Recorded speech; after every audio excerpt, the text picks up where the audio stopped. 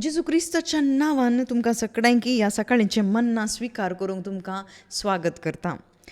Who am I in Jesus Christ? हांव कोण जावन आसा? हांव जेजू क्रिस्ता थंय बावार्थ दवरले वरवीं देवाचो पूत जाला. जेजू क्रिस्ता थंय हांवें बावार्थ दवरले वरवीं बापाचो एक इश्ट जावन आसा. जेजू क्रिस्ता थंय हांव एक नितीवंतपण हांवें जोडलां. हांव नितीवंत जालां. जेजू क्रिस्ता थंय हांवें हर एक आत्मीक आशिर्वाद हांवें जोडल्यात. जेजू क्रिस्ता थंय हांवें पातकाचें बोगसाणें हांवें जोडलां. जेजू क्रिस्ता थंय हांव देवाचें मंदीर जालां. जेजू क्रिस्ताचे कुडीचे सांदे आमी जाल्या हांव हे सकड एफेस घरांक बरयल्ल्या पत्रांत आमी वाचयत. एफेस घरांक न्ही आसतना दुसऱ्या पत्रांतय आमकां हें सत कळीत जाता. हें आमी शिकाचें, आमकां अर्थ जायचे. Who am I in Christ Jesus? In Christ Jesus Jezu क्रिस्ता थंय हांव कोण जावन आसा. हे सकड भावार्था मुखांत्र only by faith we can accept this. भावार्था मुखांत्र मात्र आमकां हें अर्थ करूंक जाता आनी आमकां तें स्विकार करूंक जाता. पूण एकत्त पुटी सकड आमकां एक्सेप्ट करूंक जायना. At once we can't accept everything. नेगे हे सकड ओपून काणयोंक जायना. कितें सकड हांव जाल्यां जेजू क्रिस्ता थंय हांव कितें जावन आसा त्या प्रकार देवाचे इश्ट जावन देवाच्या त्या नितीवंतपणांत देवाचो पूत जावन सर्गींची परजा जावन म्हाका जिवंक जाता येता सागे. हर एका बंधनांतल्यान भायर येवन हांव जिवन आसा गे. Am I leading that life? Am I able to lead that life? तें एक जिवीत म्हाका जिवंक साध्य जावन आसा गे. वा हांव जिवन आसा गे न्ही जावन. नाजाल्यार खंडीत जावन एक कन्फ्युजन आमकां सुरू जाता. हांव जेजू क्रिस्ता थंय नवी सृश्टी जाल्या उपरांत हांव जेजू क्रिस्ताचो भुरगो जाल्या उपरांत if I am child of Christ Jesus, in Christ Jesus, if I am friend of Christ Jesus, if I am true righteousness, I have true righteousness of God in my body, but why I cannot lead a righteous life, a life full of faith and confidence with God? कित्याक म्हाका तर तें जिवंक साध्य जाता ना म्हणलें एक सवाल आमच्या मोतांत येवंक पुरो येजे. तसलें सवाल येजे. हें साध्य जमचें कशें म्हळ्यार आमी हर एका दिसा देवाचीं उतरां आमी स्विकार केल्ले वरवीं. हांगासर कितें जाता म्हळ्यार आमचे भितर स्वताची वळख वा जाणवाय आमकां चड आनी चड जाता. Every day we need to renew our mind. हर एका दिसा आमचें मन नवें जायचें आनी only the power of the Holy Spirit through word of God. पवित्रत्मेच्या सक्तेंत मात्र आमचें मन नवें करूंक साध्य जाता देवाच्या उतरां मुखांत्र. पवित्रत्मो कशें आमकां नवें करता आमचें मन देवाच्या उतरां मुखांत्र. एका दिसा हें सकाळींचें मन्ना देवाचें उतार आमी स्विकार करूंक आयिल्ले वरवीं आमकां मेळचो व्हडलें एक लाभ कितें म्हळ्यार जेजू क्रिस्ता थंय हांव कितें जावन आसा तें म्हाका जियोंक साध्य जाता. हर एका दिसा मन्ना जाय गी. हर एका दिसा देवाचें उतार आमकां जाय जेस. 1 Peter 2:2 अंत थंयसर सांगता. 1 Peter chapter 2.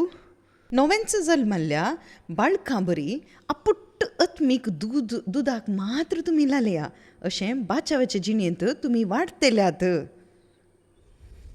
पळया हांगासर आपुट्ट दुदा पासत तुमी अत्रेगा म्हणटा.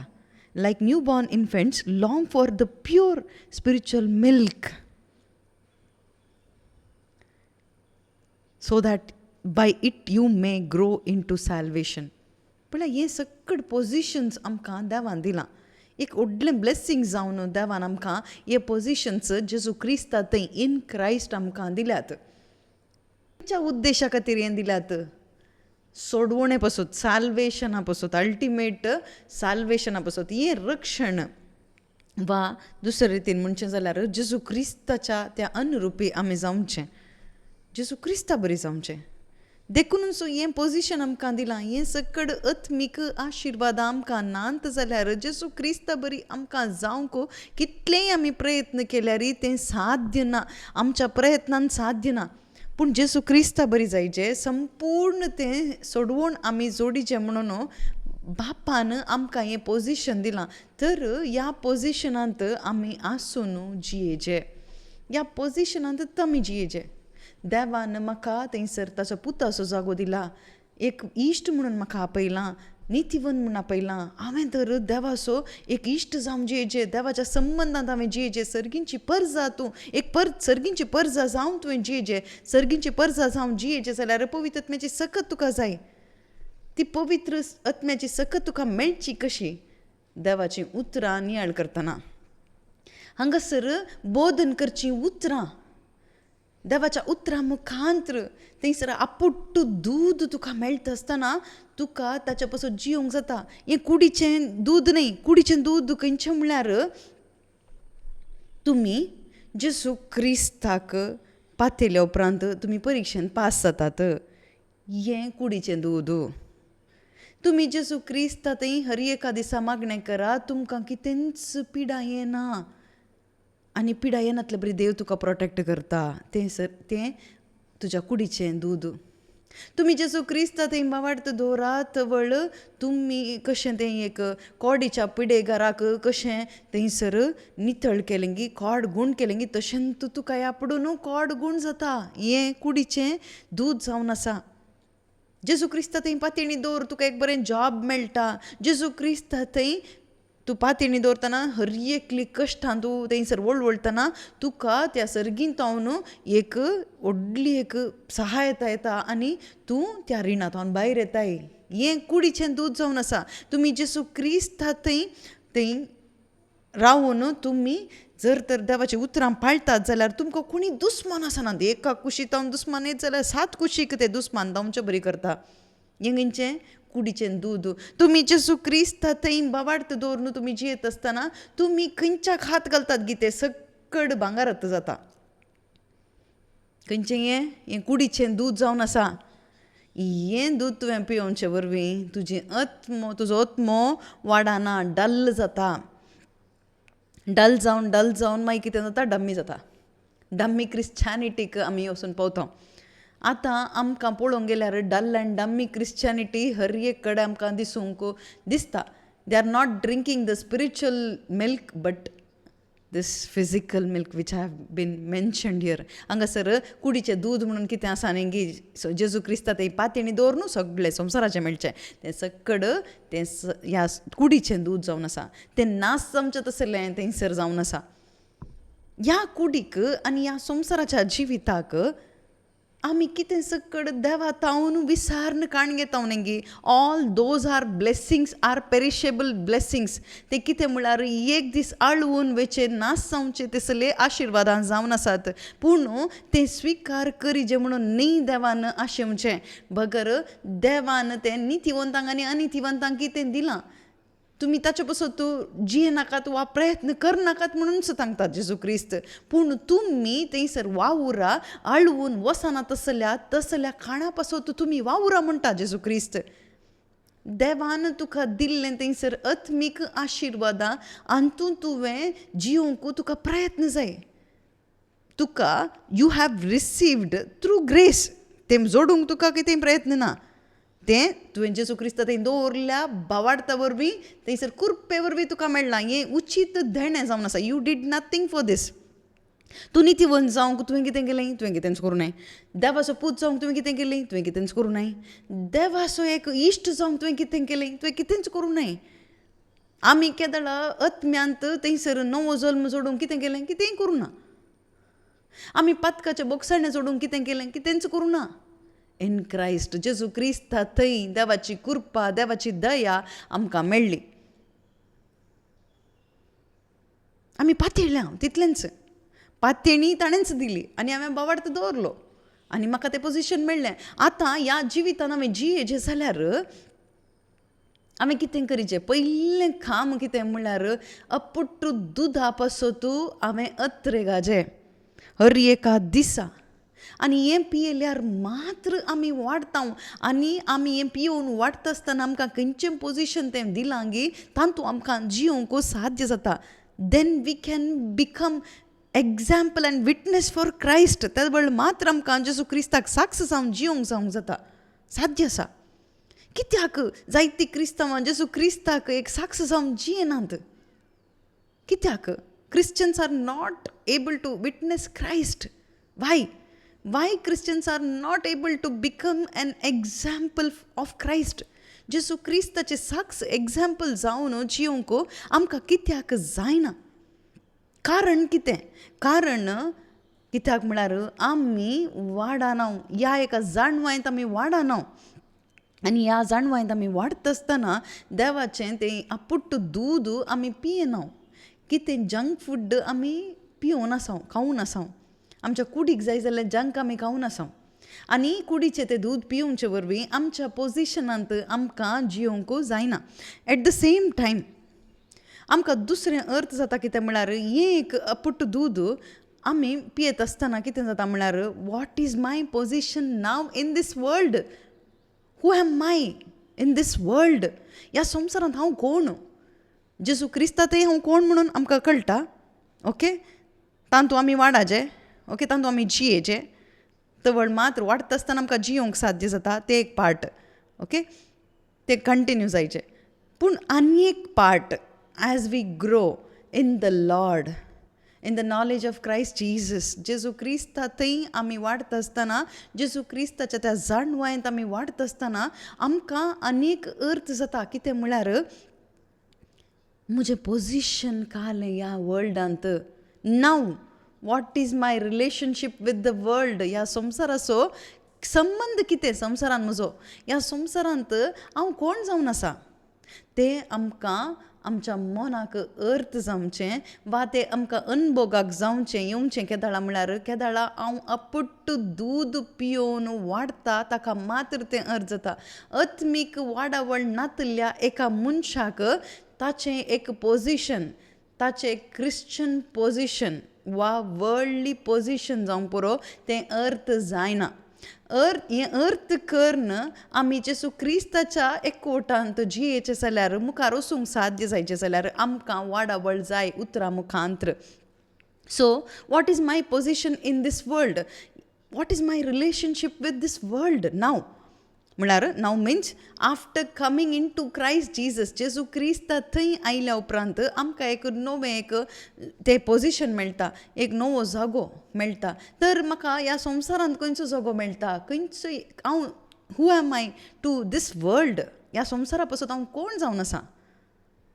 ह्या संवसारांत म्हजो संबंद कितें? हें म्हाका अर्थ जायचें. नाजाल्यार आमी केवल एका रितीच्या सक्कड जियेता देखून एक समाधान नासतलें एक जिवीत आमचें जाता, एक क्रिस्ती जिवीत आमचें जाता. क्रिस्तांव जावन तूं समाधान ना, शांती ना, आमी अनभवडते बरी जियोवचें तें आमचें जिवीत जाता. पूण आमकां कित्याक अशें जाता म्हळ्यार कित्याक संवसाराचो तो संबंद कितें? What is my position in this world? Who am I to this world? म्हणून म्हाका समजुना. हें म्हाका अर्थ जायचें. हें म्हाका अर्थ जाताना मात्र आमकां एन्जॉय करूंक जाता Christian life.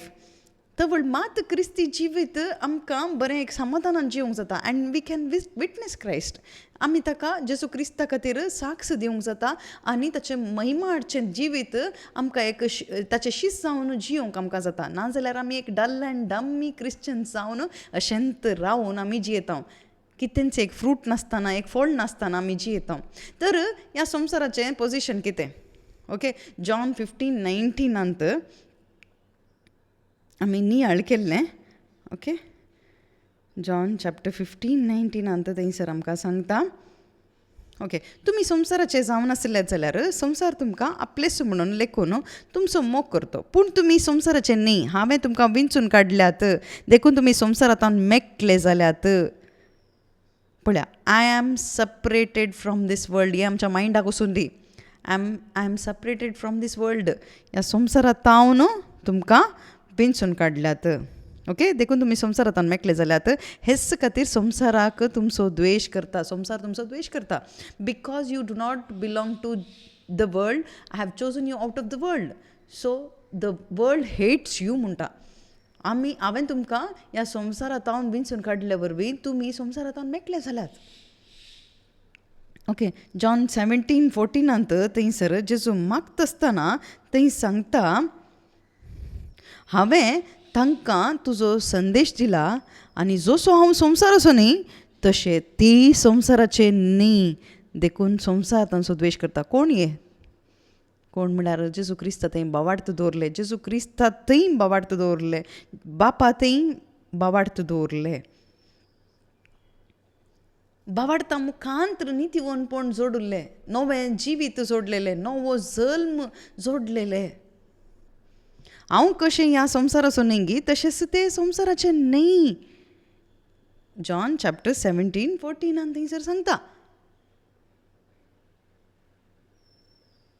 I have given them your word and the world has hated them because they do not belong to the world, just I don't belong to this world. कशें हांव ह्या संवसाराक सेरवल्लो न्ही तशेंच हे ह्या संवसाराक सेरवल्ले न्ही म्हणटा. Just as I do not belong to world. पण हें तुमच्या मनाक व्हरा. जेजू क्रिस्त कशें संवसाराक सेरवल्लो न्ही तशेंच आमी न्ही. आमी ह्या संवसाराक सेरवल्लो न्ही. हें तुज्या मोतीक व्हर, सिरियसली काण घे, तुज्या मनाक वचून दी, हें मना भितर वचून दी. Prepare your mind for action. 1 Peter 1:13 थंयसर सांगता न्ही की prepare your mind for action म्हूण सांगता. This action should come out of your body. ह्या पासून तुमचे जाणवायचे कमर बांदून जागी जावा. पळया, जागी जाया म्हूण सांगता. तुजें मन थंयसर जागी जाया म्हूण सांगता. आमी दुसरे सकड मनाक खाण घेता न्ही, कोणेंगी कितेंगी सांगिल्लें, कोणेंगी कितें सकड केल्लें जावं पुरो, करनातलें जावं पुरो, आमच्या जिवितांत कितें सकड कोडू घडितां जावं पुरो, कितें सकड आमच्या मनांत आसा तें आमी नियाळ करता. देखून हांगासर सांगता पळया, तुमी जागी जाया म्हणटा, जागी रावा. म्हळ्यार जेजू क्रिस्त प्रत्यक्ष जावचे वेळी तुमकां लाबूंक आसा त्या कुरपे देण्याचेर तुमचो भरवोसो परिपूर्ण दवरा. तर हांवें कितें करचें? You need to prepare your mind, not the food. Prepare your mind. आमच्या मायंडान कितें थोड्या मनांत आसता, कितें म्हळ्यार ह्या संवसाराचे प्रिपरेशनाच्या विशयांत आसता. एग्जाम आसा, प्रिपेर जायचे, हांवें प्रिपेर करीचें. स्टुडंट्स प्रिपेर जायचे म्हणून, आनी पेरंट्सांक कितें प्रिपेर करीचें म्हणून. आतां भुरग्यांची प्राय येता आसतना हांवें एक काजार जायचें म्हणून थंयसर युवकांक, आनी काजार करीचें म्हणून थंयसर आवय बापायक. We will prepare for these kind of actions. आमकां एक घर बांदीचें, सेटल जायचें, जॉब जायचें, हे सकड we will prepare our mind and we will act according to that.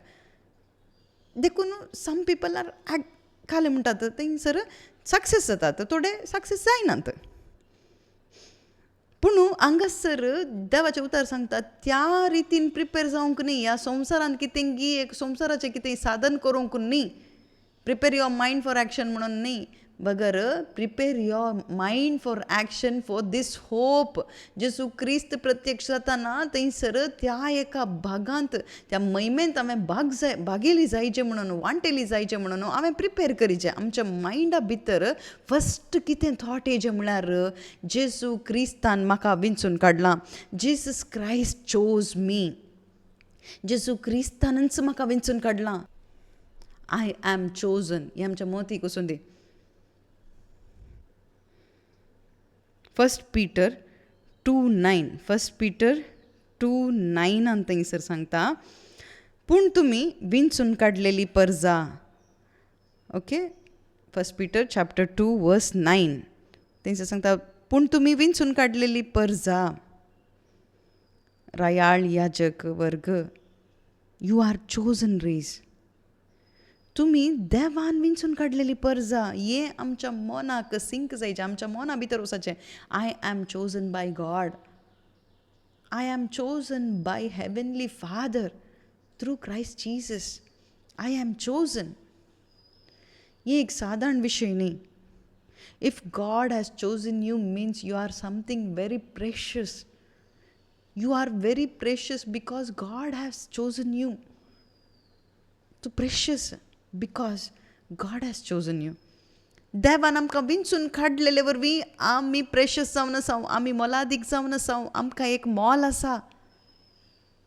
देवाच्या हजारपणांत सर्गांत आमकां एक मोल आसा. केदाळ आमकां सर्गार मोल मेळटा गी तवळ हो संवसार आमचो द्वेश करता. The moment heaven recognise you, the world starts hating you. The moment you are chosen, the world will start hating you. केदाळा तूं विंचलेलो जाताय जेजू क्रिस्त थंय देवाच्या त्या देवाचो पूत जावन, देवाचो तो एक इश्ट जावन, देवाच्या ते एक देवाचें नितीवनपण मेळून तूं केदाळा विंचोवन तुजी जाता तवळ संवसार तुजो द्वेश करता. हो सगळो संवसार तुजो मोग करिना बगर तुजो द्वेश करता. तेंच जेजू क्रिस्त सांगता न्ही संवसार कशें म्हाका म्हजो द्वेश केलो गी तसो तूं तुजोय द्वेश करता म्हणटा. कित्याक म्हळ्यार तुमी म्हजे. हांवें तुमकां विंचून काडलेल्या वरवीं तुमी ह्या संवसाराचे न्ही. You are not going to obey the elemental spirits of this world. You are not going to obey the ruler of this worldly system. ह्या संवसाराच्या तो अधिपती जावन आसल्या त्या सैतानाक तुमी आनी अधीन जावन जियेनात. तोणें सांगले बरी तुमी जियेनात. ह्या संवसारांत अशें कितें सकत आसात गे एलिमेंटल स्पिरिट्स आसात गे ताका तुमी विधेय जावन तुमी जियेनात. हें कशें सांगतात. You will be obedient to your master and lord Jesus Christ. तुमचो गोवळी जावन असो तुजो येजमान जावन जेजू क्रिस्ताक तूं विधेय जावन चलताय तवळ संवसार कितें करता. संवसार तुजो द्वेश करता. संवसार असो मोग करतले जायते लोक वर्ल्डली सिस्टमान जियेचे तो लोक literally they will hate you. ते तुजो द्वेश करतात. तुमी चिंतूंक पुरो आमकां कोणीय द्वेश करना न्ही गे. तुमी आनीकी नवो जल्म तुमी जोडूना वा नवो जल्म जोडन तुमी आत्मीक आशिर्वादां जोडून तुमी वाडूनात आनीकी. तुमी आनीकी त्या नॉलेजाक येवनात देखूनच हो संवसार तुमचो द्वेश करिना बगर आनीकी संवसार तुका पोटलून धरता. आनी आमी त्या संवसाराक पोटलून धरलां. आमीच ताका पोटलून धरलां संवसाराक. आमीच सोडतेत ना. आमी सोडयचे कोणें सोडयचें. हांवें सोडीचें. कशें. Prepare your mind. जागे जा हांगासर तुज्या मनाक नवें साव येवचे वरवीं थंयसर तें सोडूंक जाता. पळय एक भुरगें जर तर वाडून येताना एक वर्स 2 वर्स जाताना थंयसर दूद पिवोवचें सोडयतात. कित्याक. तूं दूद मात्र पिल्यार तूं डम्मी जावन कितेंच करूंक जायनासतना पुता तूं आनी घट काणकायचे देखून दूद स्टॉप म्हणटात न्ही गे. ते एका वेळा म्हणसर मात्र ताका दूद मेळटा. तशेंच आमी वाडाचे जाल्यार आमी पयलें थंयसर आपुट्ट घट खाण आमी खायचें. आपुट्ट खाण खायचें जाल्यार आत्मीक तें दूदय हांवें थंयसर बोधन रावचें पडटा. आमी प्रायमरी स्कुलान बसल्यार कितेंच प्रयोजन ना. हांवें वाडावळेक येचें, हायस्कुलाक येचें, प्री डिग्री ताच्या उपरांत जॉब करूंक जाता. तातूंत तूं प्रायमरीन तूं बसून जॉब करता म्हळ्यार जाता गे. दूद पिवन तूं बसल्यार जाता गे. आमी आनीकी दूद पिवच्या मट्टार आमी आसां देखूनच आमकां अर्थ जायचें. What is my position in this world. First I am not of this world. म्हजें पोजिशन ह्या संवसारान कितें म्हळ्यार नल, झिरो. संवसारान म्हाका आनी आयडेंटिटी ना. एक जड ह्या भुमीतून आमी थंयसर वोण काडल्यार बुड्डिल्यार आनी दॅट ट्रीज तें जड तें मेलां. ह्या एका भुमीक तें मेलां. That tree is dead to this world. जर तर त्या मातयेक तें एटॅच जावन आसलें जाल्यार तातूंत कितें म्हणली फोळ येता आहलें. तें ग्रीन जावन नासता आहलें. पूण तें काडले वरवीं तें बावलें आनी सुकलें आनी ताका आनी त्या मातयेक संबंद ना. तशेंच मोगाच्या भाव भयणीनो जेजू क्रिस्तान म्हाका थंयसर विंगड केलां. आतां हांवें कितें करचें? I must consider I am dead to this world. ह्या संवसाराक हांव कितें जावन आसा? हांव मेलां, हांव मेल्यां. आतां आमची परिस्थिती पळोवया, आमी न्हीद जावन मेल्या गी. Am I truly dead to this world today?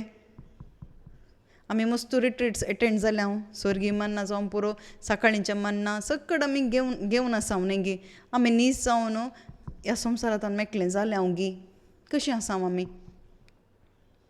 आमी दोन दोंडीर पांय दवरून आमी पैण करची पळयणारी आमी जावन आसा. जेजू म्हणली एक दोण, संवसार म्हणली आनी एक दोण. ह्या दोनी बोटींत हांवें पांय दवरल्यार एका काल्यावाळांत आमी कशें वचूंक जाता? कशें जाता? आतांक जाता, भें आसता, टेंशन जाता, कन्फ्युजन जाता. हेंच आमचें जिवीत. हें क्रिस्तांव जिवीत न्ही. तें क्रिस्तांवचें जिवीत न्ही. जेजू म्हणल्या त्या एका बोटीर आमी पैण करीचे. जेजू क्रिस्त सांगाता रावून थंयसर आमचे कश्ट आमी फूड करून मुखार वचचे. तें सोड न्हू. जेजू क्रिस्ता थंय एक बोटीर एक पांय आनी एक संवसारांत आनी एक पांय दवरल्यार खंडीत जावन न्हू तें एक गलीज क्रिस्तांव जिणे. कित्याक आमकां जायना म्हणल्यार कित्याक we don't know what is my position in this world now. संवसारांत म्हजो पोजिशन काडलें dead. Take that into your mind. हें एकच पुटी तूं मायंड सेट करून आमकां जिवंक जायना. कंटिन्युअसली हें सेट जायचें आमच्या मनांत. थोडे कडेन आमी प्लास्टरींग करता आसतना प्लास्टरींग सेट जावंक आमी कितें प्लास्टरींग केल्या उपरांत कितें करता? आमी क्युरींग करता. उदक घालून आमी क्युरींग करता. जायते दीस क्युरींग करन तसाचें, उदक घालून तसाचें. 15 दीस मात्र न्ही, बगर every day till you die, till Jesus comes, you should give water. You should water every day by his words. देखूनच आयच्या दिसा ह्या मन्ना मुखांत्र आमकां तो कुमो करनच आसा. मोगाळा बापा, आयच्या दिसा तुवें दिल्ल्या आत्मीक बोळा पासो तुका आमी अर्गां दिता बापा. तुज्या उतरां मुखांत्र आमचें अंतस्करण तुवें घट केलाय. आमच्या जिविताचो उद्देश आमकां समजूंक तुवें कुमो केलाय. सोम्या देखून आमी तुका अर्गां दिता बापा.